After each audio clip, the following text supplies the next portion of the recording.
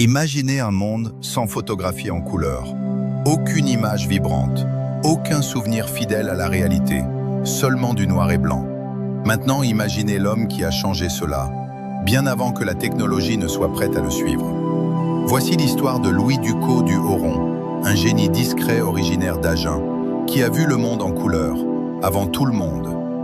Louis Ducos du Oron naît le 8 décembre 1837 à Agen, une ville paisible du sud-ouest de la France.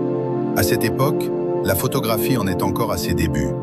Les images sont expérimentales, fragiles et entièrement en noir et blanc. Très tôt, Ducos du Oron se passionne pour la lumière, les couleurs et la manière de capturer les images. Il n'est pas seulement curieux, il est patient, observateur, profondément concentré. Alors que d'autres cherchent simplement à reproduire le réel, lui pense déjà à l'avenir. Il se pose une question simple mais puissante. Et si les photographies pouvaient reproduire les vraies couleurs? À l'époque, cette idée semble presque impossible.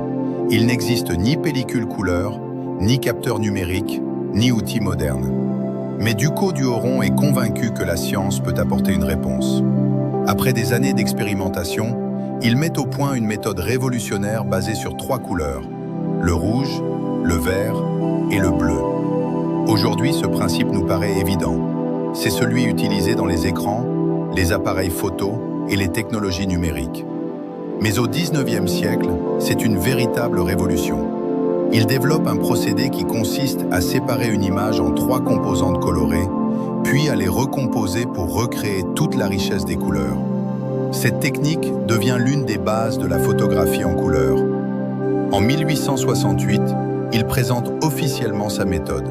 Et à cet instant, l'avenir de l'image vient de changer. Mais voici ce qui rend son histoire encore plus étonnante.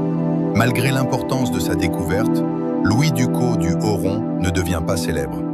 Il ne crée pas de grande entreprise. Il ne connaît pas de succès financier important. Et son invention n'est pas immédiatement adoptée. Pourquoi? Parce que le monde n'est pas encore prêt. La technologie de son époque est trop limitée pour exploiter pleinement ses idées. Son invention est en avance sur son temps. Alors il continue, dans la discrétion, souvent avec peu de moyens, guidé non par la reconnaissance, mais par la conviction.